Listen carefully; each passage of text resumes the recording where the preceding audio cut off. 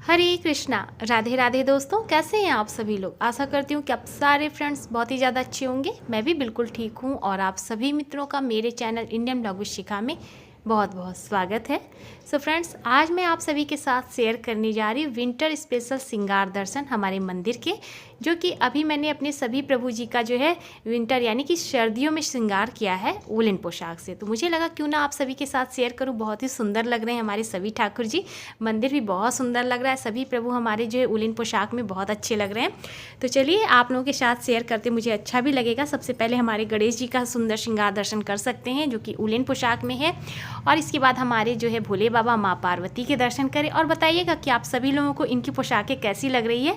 और मैं हर बार आप लोगों के साथ शेयर करती हूँ और अब और भी बहुत सारे आप लोगों के सवाल भी हैं, उनके भी जवाब मैं देती जाऊँगी कि कब हमें जो है अपने ठाकुर जी की पोशाकें बदलनी चाहिए, मंदिर में सभी देवी देवताओं की पोशाकें हम कब और कैसे बदलें, सब धीरे धीरे बताती जाऊँगी। तो साथ में आप दर्शन भी करते जाएँ, श्रृंगार दर्शन, और बताइएगा मुझे कि कैसी लगी आप सभी लोगों को पोशाकें।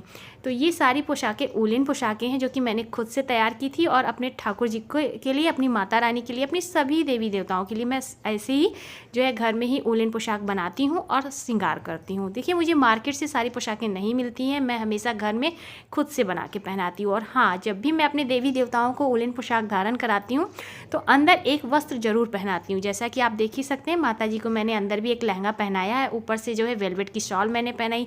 यहाँ देखिए हमारी गौरी माता भी अंदर से एक लहंगा पहनी है, उसके ऊपर से मैं वुलन पोशाक पहनाती हूँ। तो जब भी देवी देवताओं को पोशाक पहनाए, हमेशा अंदर में एक वस्त्र पहना के तब ऊपर से जो है वुलन पोशाक धारण करानी चाहिए। तो यहाँ पर हमारे गणेश जी, लक्ष्मी जी, हमारे कुबेर जी, माता सरस्वती जी सभी वुलन पोशाक पहने और देखिए कितनी सुंदर सुंदर पोशाकें लग रही हैं। बहुत ही प्यारी प्यारी पोशाकें हैं और सुंदर सुंदर सा श्रृंगार हुआ है। आप लोग बताइएगा कि आप लोगों को श्रृंगार कैसा लग रहा है। तो इस तरह से मैं पोशाकें तैयार करती हूँ। हाँ, यहाँ हनुमान जी की भी दर्शन करिए भाई, हमारे हनुमान जी भी बहुत सुंदर लग रहे हैं। इन्होंने भी इस तरह से वुलन पोशाक धारण की है, पगड़ी पहनी है, तो बहुत सुंदर सा श्रृंगार प्रभु का हुआ है। सभी हमारे देवी देवता जो है वुलन पोशाक में बहुत सुंदर लग रहे हैं। तो बस अब आप दर्शन करते रहें और मैं आप लोगों को बताती जाऊँगी कि कब हमें अपने घर के मंदिर में देवी देवताओं के वस्त्र बदलने चाहिए। क्योंकि आप सभी लोग के सवाल आते हैं कि दीदी हमें अपने घर के मंदिर में कब वस्त्र बदलने चाहिए और उन वस्त्रों का हमें क्या करना चाहिए जो हम बदलते हैं, यानी कि जो उतारते हैं। तो देखिए, सबसे पहले हमें अपने घर के मंदिर को साफ सुथरा रखना चाहिए। हमें हमारे देवी देवताओं को बहुत अच्छे से रखना चाहिए। तो जिसके लिए कि हमें समय समय पे उनके वस्त्र बदलने चाहिए, उनको अच्छे से स्नान कराना चाहिए, उनका श्रृंगार करना चाहिए। इससे क्या होता है कि हमारे देवी देवता भी बहुत सुंदर लगते हैं और इससे हमारा मंदिर भी बहुत स्वच्छ बना रहता है।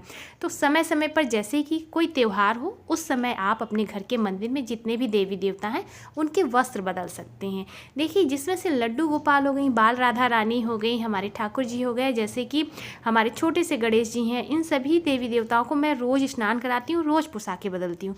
लेकिन हमारे जो बड़े ठाकुर जी हैं, जैसे कि हमारे यहाँ पर आप देख सकते हैं युगल सरकार हैं, हमारी जो है माँ पार्वती हैं, भोले बाबा हैं, माता दुर्गा हैं, जो बड़े बड़ी मूर्तियाँ हैं, जो बड़े बड़े हमारे प्रभु हैं, उनकी पोशाकें मैं हमेशा त्योहारों पे बदलती हूँ। जैसे कि त्यौहार आए या मुझे लगा कि हाँ अब 10 से 15 दिन हो गए हैं, मुझे अब इनके वस्त्र बदल देने चाहिए, तो मैं जब उनके वस्त्र बदलती हूँ तो उनको अच्छे से पोंछ देती हूँ, उनका श्रृंगार करती हूँ अच्छे से। या स्नान कराना होता है तो स्नान करा देती हूँ पंचामृत से, और तब मैं उनका जो है श्रृंगार करती हूँ। तो इससे क्या होता है कि हमारी जो मूर्तियाँ होती हैं वो भी चमकने लगती हैं और उनका वस्त्र भी समय पर बदल उठता है। इससे क्या होता है कि देखने में भी सुंदर लगता है, श्रृंगार भी नया लगता है प्रभु। और इस तरह से आप अपने देवी देवताओं के वस्त्र बदल सकते हैं। अब देखिए, सप्ताह में जो है 7 दिन है और हमारे सभी देवी देवताओं को समर्पित हैं। तो ऐसे में भी आप जिस भी दिन देवी देवताओं की पूजा होती है, उस दिन आप उन देवी देवताओं का सुंदर सा श्रृंगार कर सकते हैं। इस तरह से भी आप देखिए, इकट्ठा अगर हम सभी का श्रृंगार करेंगे, सभी के वस्त्र बदलते हैं तो बहुत ज़्यादा समय लगता है। आप एक एक दिन करके सभी देवी देवताओं के भी वस्त्र बदल सकते हैं। जैसे कि मंगलवार को हनुमान जी का दिन है, तो इस दिन आप हनुमान जी के वस्त्र बदल दें, उनको अच्छे से स्नान करा दें, उनका वस्त्र बदल दें। सोमवार है तो भोले बाबा माँ पार्वती का सुंदर सा श्रृंगार कर दें। मंगलवार है तो हनुमान जी का हो गया, बुधवार को गणेश जी का कर दें। इस तरह से बृहस्पतिवार को ठाकुर जी का श्रृंगार बदल दें। तो इस तरह से क्या होता है कि सभी देवी देवताओं के वस्त्र भी बदल जाते हैं और मंदिर भी साफ रहता है और अच्छा लगता है। अब पुराने वस्त्रों का क्या करें। तो देखिए, जो हम अपने प्रभु के वस्त्र उतारते हैं उसे मैं पुनः से फिर साफ कर देती हूँ। साफ किस तरह से करती हूँ नेक्स्ट वीडियो आप लोगों के साथ शेयर करूँगी। और मैंने आप लोगों के साथ कई बार दिखाया भी है कि जब मैंने अपने जो है सभी ठाकुर जी के वस्त्र धुले हैं और धुल के अच्छे से फैला के उन्हें सुखा देती हूँ, प्रेस करके रख देती हूँ। फिर जब अगली बार मुझे श्रृंगार करना होता है तो मैं उन्हें पहनाती हूँ। ऐसा नहीं कि उन्हें फिर हमें नहीं पहनाना या हटा देना है। नए वस्त्र होते, बहुत ही महंगी महंगी पोशाकें होती हैं, तो उन्हें हम अच्छे से साफ़ करके रख लेते हैं और फिर पुनः से दोबारा श्रृंगार जब करते हैं तो उन्हें पहनाते हैं। और इस तरह से मेरे 2-3 साल की जो पोशाकें वो अभी भी हैं, वैसे ही चमकती हैं और मैं उन्हें पहनाती हूँ। तो ये देखिए यहाँ पर भी मैं इस तरह से, ये पुरानी पोशाकें हैं, इन्हें मैं बहुत अच्छे से साफ़ करती हूँ। किस तरह से हमें पोशाकों को साफ़ करना है, रखना है, मैं आप लोग के साथ शेयर कर दूँगी। तो इस तरह से हमें अपनी सभी देवी देवताओं की मैं पोशाकों को अच्छे से साफ़ करके रखती हूँ और समय समय पर इनका श्रृंगार करती हूँ। अब देखिए, त्योहारों के हिसाब से, मौसम के हिसाब से भी मैं जो है ठाकुर जी का श्रृंगार करती हूँ। जैसे कि गर्मियां हैं तो गर्मियों के हिसाब से श्रृंगार करती हूँ, सर्दियां हैं तो आप देख ही सकते हैं उलेन पोशाक पहनाती हूँ। थोड़ी कम सर्दी होती है, कम मौसम ठंडा गुलाबी होता है तो जो है उन्हें वेलवेट की पोशाक पहनाती हूँ। अब जैसे कि सावन का महीना है तो हरे रंग के सभी ठाकुर जी हमारे वस्त्र धारण करते हैं। शरद पूर्णिमा है तो वाइट कलर की पोशाकें मैं पहनाती हूँ। तो इस तरह से जो है मैं समय समय पर और त्योहारों के हिसाब से जो है ठाकुर जी का श्रृंगार करती हूँ। होली में भी मैं जो है सफ़ेद पोशाक से होली सभी प्रभु को पहना के खिलाती हूँ, उसके बाद फिर उनकी पोशाकें बदल देती हूँ। तो इस तरह से अपने मंदिरों में सभी देवी देवताओं की हमें समय समय पे 10 से 15 दिन में पोशाकों को बदल देना चाहिए।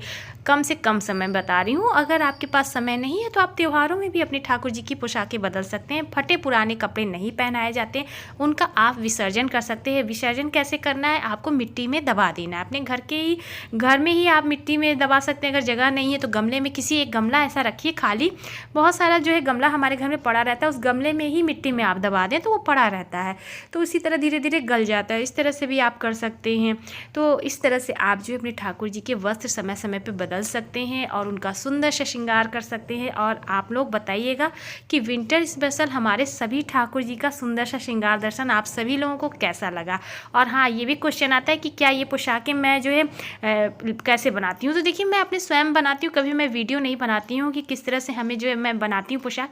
बस अपने मन से इस तरह से बना के, और जहाँ से मैं भी यूट्यूब पे ही देखती हूँ और देख के बनाती हूँ और ठाकुर जी का श्रृंगार करती हूँ और बस इस तरह से पहना देती हूँ। मैंने अलग से कोई चैनल नहीं बनाया है, या जो है जो भी मैं पोशाक बनाती हूँ, अगर आप लोग कहते हैं तो मैंने जो है लहंगे वगैरह का जो है कॉटन कपड़े का मैंने जो बनाया है वो तो मैंने आप लोग के साथ शेयर किया है।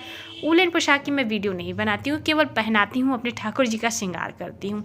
सो इस तरह से मैं अपने प्रभु का श्रृंगार करती हूँ और आप सभी के साथ शेयर करती हूँ। तो उम्मीद करती हूँ कि आप सभी लोगों को मेरी आज की वीडियो पसंद आई होगी। तो प्लीज़ वीडियो को लाइक कीजिएगा, ज़्यादा से ज़्यादा शेयर कीजिएगा। चैनल पे मेरे पहली बार आए तो मेरे चैनल को भी सब्सक्राइब कीजिएगा, इंस्टाग्राम पे फॉलो करिएगा। मैं मिलूँगी आप सभी मित्रों को नए से अच्छे से वीडियो के साथ। तब तक के लिए हरे कृष्णा, राधे राधे, जय श्री राधे।